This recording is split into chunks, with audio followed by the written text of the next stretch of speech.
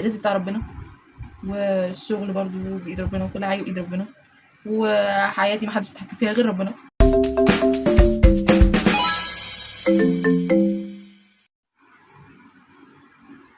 يا أهلا وسهلا. بقالي كتير ما صورتش، أو وحشني الموضوع بصراحة. أنا محدش عارفني أصلا، بس المهم اللي أنا جاي أتكلم فيه النهاردة إن موضوع كده جه في دماغي بعد خروجي لسوق العمل. سوق العمل، أنا في الأول لما كنت في الكلية ما كنتش بشتغل، كنت بدور بس ما اشتغلتش.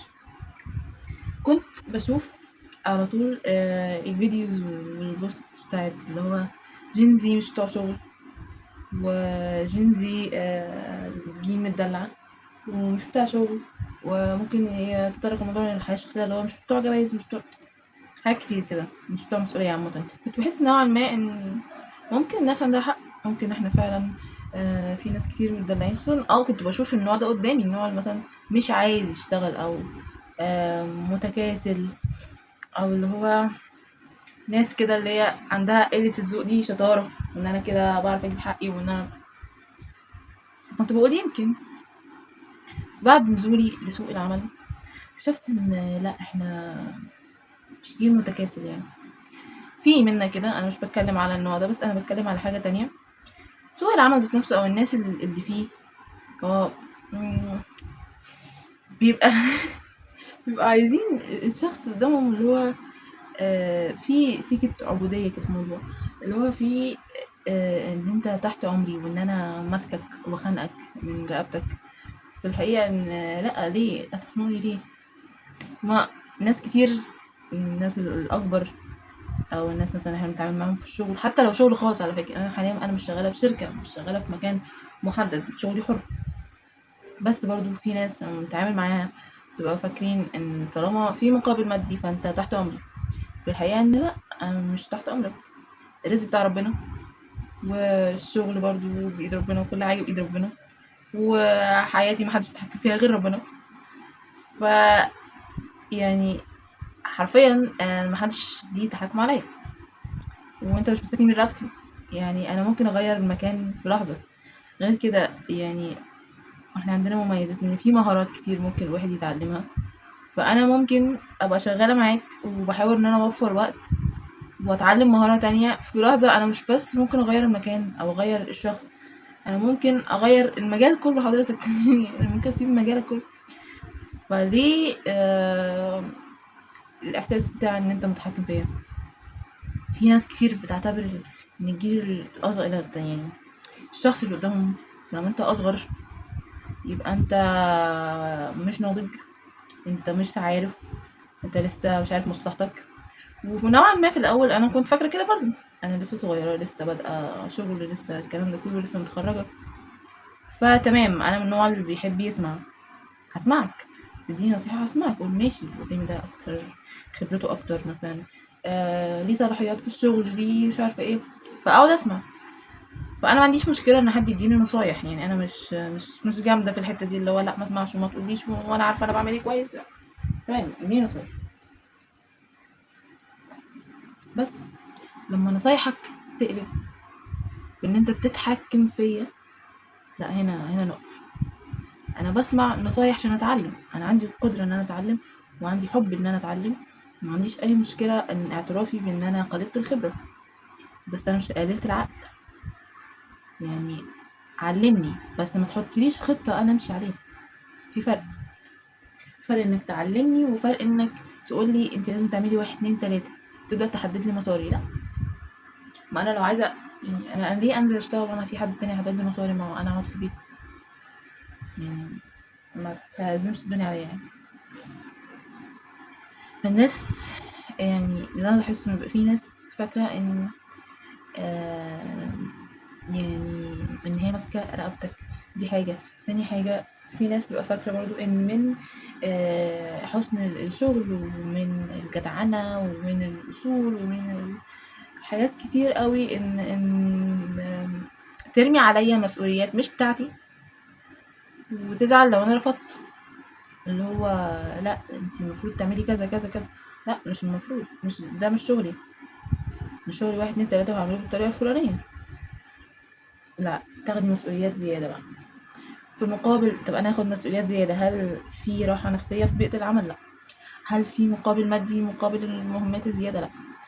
طيب هل لو أنا أخدت مقابل يعني مهمات زيادة، وقت ما أنا أقع، وقت ما أنا أكون مش قادرة، أنت هتشيلني؟ لأ. طب ليه؟ ليه؟ يعني أنا إيه المبرر إن أنا آجي على نفسيتي وشغلي وعيلتي وبيتي وكل الكلام ده في مقابل إن مفيش، عشان أبقى جدعة؟ شكرا، مش عايزة. ليه؟ إيه اللي جابلنا بقى جدعة؟ مش عايزة. عادي ببساطة يعني. مش عايزة أبقى الموظفة اللي ما حصلتش، مش عايزة أبقى الشاطرة جدا، مش عايزة. خلاص، ايه المشكلة؟ دي اللي هتأثر معايا تأثر، يعني عملت ايه؟ في ناس تبقى فاكرة كده بقى، اللي هو انت شيلي زيادة، بس لما تيجي تطالبي بحاجة او تبقي انت ليكي بقى حاجة نشيلك فيها، لا هنا نقف. خلاص يبقى انا كمان اقف واعيد تفكير في الموضوع من الاول. واتقالت لي في مرة اللي هو لا افصلي شغلك عن حياتك الشخصية. معترفة ان في حاجات لازم، يعني مثلا ما بقاش، يعني مثلا ممكن يكون في حصل ظرف في حياة حد فانا متضايقة، فما انزلش ان اطلع ان انا متضايقة ده على الناس التانية، سواء بقى زمايلي في الشغل حسب ان حد شغال في شركة مثلا، او لو انا بتعامل مع ناس، بتعامل مع جمهور، مطلعش مضايقتي دي عليهم. يعني انا معترفة بده، بس في نفس الوقت في ظروف شخصية انا ما ينفعش اتجاهلها في مقابل ان انا اهتم بالشغل. لا، يعني في حاجات اتجاهلها ازاي؟ مش هينفع. مش هينفع افصل حياتي الشخصية واهتم بس بالشغل، اأثر على اسرتي واهتم بس بالشغل، اأثر على البيت، اأثر على كذا كذا كذا وبس الشغل. ليه؟ واجي على نفسيتي، واجي على وقتي، واجي على مش عارفة ايه، واجي على نفسي. ليه اجي على نفسي عشان اشيل مهمات مش بتاعتي، بتاعت حد غيري؟ انت مشيلهاش ليه؟ عشان انت ضغط على نفسك في حاجات تانية، انا مالي؟ هي دي الفكرة. لا، احنا اكتشفتوا احنا مش جيل مش بتاع شغل بس، احنا جيل عايز يحس بالحرية. انت مش ماسكني، تمام؟ انا قادره ان انا اعمل كذا كذا. بالعكس، توزيع المهام بشكل عادل، او بشكل اللي هو لاصله اساسا يرجع يعني مثلا شغالين في شركه كل واحد ليه دوره، ان انا اقوم بدوري، ده يقوم بدوره، ده يقوم بدوره، دي تقوم بدورها. كل ده هنكمل بعض وهنتعاون وهتبقى بيئه العمل مريحه والشغل هيخلص اسرع واحسن وجودته احسن، لان كل واحد ملتزم بدوره ومش مضغوط في دور حد تاني. انما انا لما اجي ابقى شايله دوري ودور غيري، ابقى شغاله مضغوطه متضايقه، الشغل مش هيطلع بكفاءه، الدنيا هتبقى اللي هو بس عايزه اعدي الايام. طب ليه نوصل للمرحله دي؟ برضو حاجه تانية، ان انا اعتبر كبرت نوعا ما، اتخرجت من الكليه، فبدا بقى يكون حواليا ناس متجوزين، وبدات بقى الحوارات والنصايح واعملي كذا وما تعمليش كذا ايه الجو ده بدات اخش فيه نوعا ما. فبلاقي حاجات غريبه، يعني بلاقي مثلا ناس هي بتشتكي من وضعها، مش عاجبها وضعها، مش عاجبها حياتها، مش عاجبها شريك حياتها مبدئيا، ويقعدوا ينصحوا فيا انا ان لازم بقى تبقي الست الجدعه الحموله البنت الاصول اللي بتحافظ على بيتها وانا شايفه العلاقه قدامي متشخرمه يعني بجد. العلاقات صعبه وانتي عماله تشتكي، او حتى في الاخر المفروض انا ابقى كده برضه. ليه؟ يعني ليه؟ تمام انا لسه على البار يا ستي، انتي غصب عنك دخلتي في حياه مش قادره تخرجي منها، ظروف بتاع، طب ما انا لسه على البار، انا ليه لازم اكون كده؟ وبرضه في الشغل بقى، انت مثلا موظف، انت مش عاجبك شغلانتك، مش عاجبك الاسلوب اللي بتتعامل فيه، بس مثلا انت يا سيدي مضطر تعمل كده، انا لسه مش مضطره، لسه ما عنديش نفس المسؤوليات اللي عندك، فهو ممكن اروح هنا اتنطط هنا اعمل هنا اجرب حاجات جديده. ليه لازم انا كمان اكون كده؟ يعني حياتك مش عاجباك بتنصح بيها غيرك ليه؟ ده انا هتجنن اعرف الموضوع ده. ليه بقى؟ ليه لازم كلنا نعاني من نفس المعاناه اللي انت بتعانيها؟ لو انت بتعانيها انت عمال تشتكي منها، بتقولي لي اعملي زيك ليه؟ مفهوم الست الجدع او الست القويه ده بالنسبه، انا ما اعرفش ايه الحوارات اللي بتدور عند الرجاله، فانا بتكلم دلوقتي في النصايح اللي بتيجي في حته الجواز والكلام ده بالنسبة للبنات. مفهوم الست القوية والجدعة والكلام ده كله ما يعني فاهم غلط خالص. الست القوية والجدعة ان انا مثلا اقابل موقف صعب واقف اواجهه، ان انا مبقاش مثلا مستسلمة لكل حاجة، ان انا احط حدودي، ان انا ده الست القوية والجدعة. وقعنا في ظرف اشيلك، الكلام ده كله. انما الست القوية والجدعة مش هي اللي بتشيل كل حاجة بسبب وبدون سبب. انت مش قوية ولا انت جدعة، بالعكس انت بتدمري نفسك في الاخر محدش هيقف جنبك. يعني انا شفت حالات انا مستغربة من نفسي ان انا صعب عليا رجالة. انا مش ما بحبش المصطلحات الاجنبية سواء ذكوري وفيمينيست وكده، ماليش في الكلام ده كله. انا بس عايزة الحقوق بالعدل والكلام ده كله. حلو. فانا استغربت، بس يعني ككوني بنت ابقى منحازة للستات شوية، يعني ده طبيعي. استغربت في بعض العلاقات ان انا صعبان عليا الراجل، لان هو مش مقصر في ادواره عشان هو متكاسل، عشان هو مقصر. في ناس كده، بس انا مش بتكلم عن النوع. هو مش مقصر عشان هو مقصر، هو مقصر عشان هو مش واخد مساحته انه يعمل اصلا. ان برضو الضغط اللي بيجي عليه سواء في الشغل سواء في الحياة سواء في اي حتة، ان على جنزي او على الاجيال الاصغر، ان اللي قدامك عايز كل حاجة تبقى بيرفكت، ومفيش حد هيعرف يعمل كل حاجة بيرفكت. فبيجي عليك الضغط ان انت مهما عملت انت مش مكفي. وده اللي اغلب الناس حاساه، ان هو انا مش كفايه. الناس بتعاني عشان تحس ان انا كفايه. ما ده برضو ناس، في ستات اللي انا بتعمل كده في ازواجها. لا هو مهما يعمل مش عاجبها، لا في طريقه احسن، لا في حته احسن. فتبدا هي تعمل بنفسها عشان تعمل بالطريقه اللي تعجبها.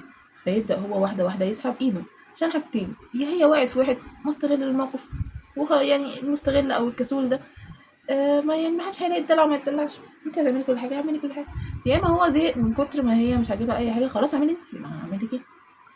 تبدا بقى الست الجدعه القويه الحموله دي تشيل ادوارها بادوار جوزها بادوار كل حاجه، وترجع تشتكي، تسمع بدايه حياتهم. لا كان هو شايل، طب ما سبتهوش شايل ليه؟ مش قصدي نرمي كل الدبان ده، مش قصدي نرمي كل المسؤوليه على الطرف الاخر، بس يعني هو كان قايم بدوره، ما سبتهوش قايم بدوره ليه؟ ليه لازم انا اللي اخد بدوره وانا اعمل واخلي واسوي عشان تبقى حياتنا احسن وعشان تبقى كذا كذا كذا، وفي الاخر تشتكي؟ لا انت اللي ضغط على نفسك، معلش. وما تجبرينيش اللي لازم اضغط على نفسي معاكي. انت ضغطتي على نفسك وشلتي مسؤوليتك، مسؤولية غيرك. ليه؟ مقابل ايه كل ده؟ بقابل فعلا ناس: طب علمي عيالك من سن صغير ان هما يبدأوا يقوموا بمهمات في البيت، بحيث ان المهمات تتوزع فتخف عليكي، ولما انت تتعبي تلاقي اللي يشيلك. على الاقل بالحاجات البسيطة، على الاقل لما يشيلوا نفسهم يبقوا يخف عليكي مسؤولية. بدل ما تبقى انت تعبانة وبتفكري اعمل لهم اكل ايه ولا اعمل ايه ولا اخلي ايه ولا اسوي ايه، تلاقي على الاقل حد قادر يعمل اكله هو. سيبك من اكلك انت، يعمل اكله هو. انما في ناس لا، انا اللي اعمل كل حاجه عشان كل حاجه محتاجاني، لازم اشيل، لازم احافظ على البيت، لازم اهدى. ادي للراجل فرصه، يمكن يكون بيعرف. لو هو فعلا ما عرفش يشيل مسؤوليه يبقى هنا لينا واقفه بقى، لينا قاعده ولينا ناس تحل الموضوع والكلام ده كله. انما ما نحيش اللي قدامي من كل حاجه عشان ابقى النموذج ده، وفي الاخر ارجع اشتكي. ان فعلا في ناس، في بيوت دلوقتي الرجاله فيها بقت مجرد محفظه فلوس، مش بتشارك في اي حاجه تانية. وحتى الفلوس مش كلها، جزء منها، والست هي اللي مكمله الباقي. طب ايه؟ طبعا في مسؤوليه على الراجل ان هو رضا بالوضع ده، بس برضه في مسؤوليه على الست اللي انت اللي عودتيها على الوضع ده. من الاول كوني واضحه، الست القويه الجدعه هي اللي تكون واضحه من الاول: دي حدودي ودي حدودك، مش بالقوانين ومش بالحاجه، بس ادي اللي قدامك مساحه انه يعمل دوره. يمكن هو فعلا عايز يعمل ده، يمكن هو يقدر يعمل ده. لو ما يقدرش عودي، اصل هو اول مره يتجوز وانت اول مره تتجوزي، انتوا الاتنين لما هتخلفوا انتوا الاتنين اول مره تخلفوا، فطبيعي يبقى عنده قصور. بشوف ناس ما عندهاش استعداد تتقبل ان اللي قدامها مش 100%، سواء كان زوج، سواء كان عيالها، سواء كان ناس بتشتغل معاها، زمايلها في الشغل، اي حاجه، اصدقائها، اي حاجه. ما فيش تقبل ان كل انسان عنده نسبه قصور، ده طبيعي. في الشغل برضو الناس اللي بتعامل اللي هو انت لازم ما تغلطش وانت ازاي كده وانت قليل الخبره وقليل النضج والكلام ده كله. طب ما دي الحقيقه، ما انا لسه صغيره، يعني ممكن نستوعب ده مع بعض كلنا. يعني طبيعي يبقى عندي قله خبره، وطبيعي يبقى عندي كذا، وطبيعي ما برضو منتقبلش فكره الاختلاف. من الحاجات برضو اللي بتخنق الأجيال الصغيرة إن الكبير بيبقى عايز يتحكم في طريقتها، إن نشتغل بس بطريقتي. طب هو أنا مش طريقتي وطريقتك بتوصلنا لنفس الشغلانة، توصلنا لنفس النتيجة؟ إيه بقى؟ إيه يعني ما اشتغلش على طريقتي أنا ليه؟ طالما جايبة نتيجة ما اشتغلش ليها ليه؟ في برضو من ضمن يعني أنا بتعامل مع الأجيال الأصغر، فكان في ناس أو ناس كتير عامة مش بيعجبها الطريقة اللي هو لأ لازم أشخط وأزعق وابقى شخص كده يخافوا مني عشان ابقى شاطرة، مع اني بوصل نفس المعلومة بطريقة مختلفة. ليه لازم امشي بطريقة اللي قدامي؟ ودي من الحاجات اللي بتخنق. فالخلاصة هي ان جينزي او الاجيال الاصغر، حتى لو في حاجة يعني ناس اصغر من جينزي، لو من جين الفا تقريبا حاجة كده، بدأوا يشتغلوا او بدأوا يدرسوا، بدأوا يعملوا اي حاجة. يعني عايزة اقول لو في حد زي كده اللي هو مر بالنفس اللي انا حكيته ده بالعبث، معلش الكلام مش مترتب، مش كاتبه حاجه، يعني هو الكلام طلع على دماغي قلت افتح الكاميرا واقوله. في حد نفس تفكيري فانت تمام. احنا ناس بتوع شغل عادي، واحنا ناس يعني عادي ممكن نفتح بيت وممكن الكلام ده كله، بس نوعا ما احنا عندنا وعي، خصوصا من تجارب الناس السابقه خلينا في تجارب احنا شايفناها مش عايزين نعيش زيها. فنوعا ما عندنا وعي، عندنا قدرة ان احنا نحط حدود، وعي نفسي بقى منتشر. عندنا وعي من ان احنا لازم نعمل بالانس، توازن بين حياتنا والشغل والنفسية والصحة والكلام ده كله. ان انا عايزة اهتم بكل ده، مش عايزة بس اهتم ان انا الشغل وابقى دايما مشغولة وابقى دايما بعمل كذا وابقى دايما مسؤولة، ومفيش وقت لنفسي ومفيش وقت لعيلتي والكلام ده. احنا واعيين ان كل الاضلاع دي في الحياة مهمة، فمش عايزين نأثر في حاجة مقابل حاجة مش هتدينا مقابل أصلا. يعني الزيادة ده مش هتديني مقابل مادي مثلا هعرف ساعتها ان انا اعوض الوقت اللي انا قصرته في حق نفسي او قصرته في حق عيلتي. ف احنا تمام. اللي اكتشفته لا، كل الفيديوز دي بس يا هزار، يا اما ناس اكبر بتبقى عايزة ان هي نمشي على دماغها ونمشي على قوانينها، ولما ده ما يحصلش نبقى احنا مش بتوع شغل. او فعلا برضه عشان ما نظلمش الناس، في بعض الناس في الاجيال الصغيرة لا هي فعلا محتاجة إعادة تأهيل في الأخلاق والقيم والذوقيات وحاجات كتير. لأن فعلا في يعني برضو من تعاملي مع الأجيال الأصغر لأ في حاجات كتير ناقصة، وللأسف الحاجات الكتير الناقصة دي هي ناقصة من البيت، يعني برضو من الأجيال الأكبر. فده ممكن أبقى أتكلم عليه في فيديو تاني، لأن فعلا موضوع الأجيال الأصغر ده محتاج ناس كتير جدا نتكلم فيه، ومحتاج متخصصين في الموضوع ده أكتر. بس عامة مشيانك من مكان انت مضغوط فيه نفسيا مش غلط، انسحابك من واقع مش عاجبك مش غلط، عدم قبولك للإهانة مش غلط، تمسكك بان انت ليك طريقتك اللي انت حابب تشتغل بيها مش غلط، تمسكك بمعاييرك في الحياة الجاية الزوجية والكلام ده، وان انا مش عايزة اشيل مسؤولية غيري والكلام ده كله مش غلط، رفضك لوضع عشان انت حاسس ان انت مش مرتاح فيه، او رفضك لشخص عشان انت حاسس ان انت مش مرتاح له مش غلط، وارد إنه يكون هو كويس بس احنا مش مرتاحين هنا، عادي. ومش الانسان لازم يطلع من الكومفورت زون بتاعه، بس في نفس الوقت مش لازم يبقى كل حاجة شقة. لازم يعني اهتمامك بنفسك برضو وبصحتك وبنفسيتك لا ان انا ما اجيش على نفسي بزيادة، ده مش غلط.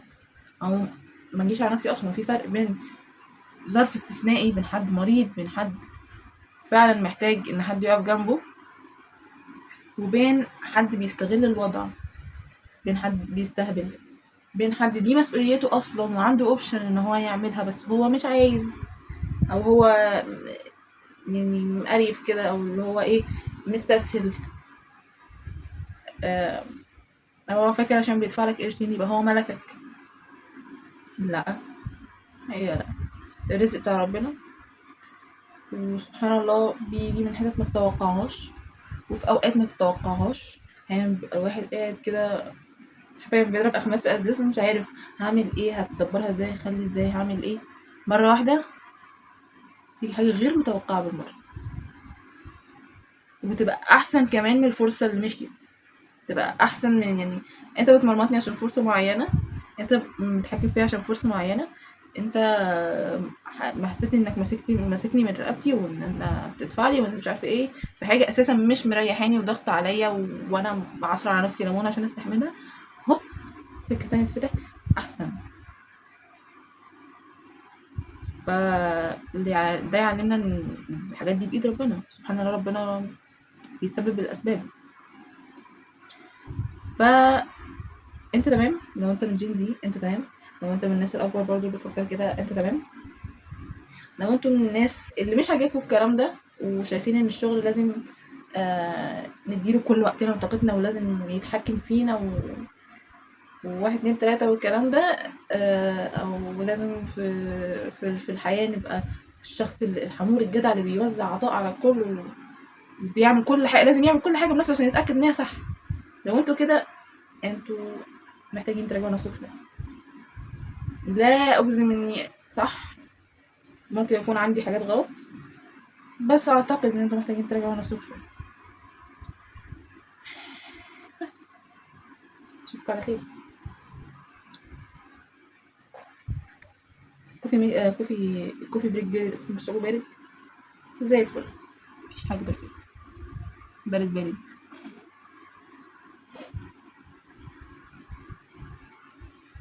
You are enough.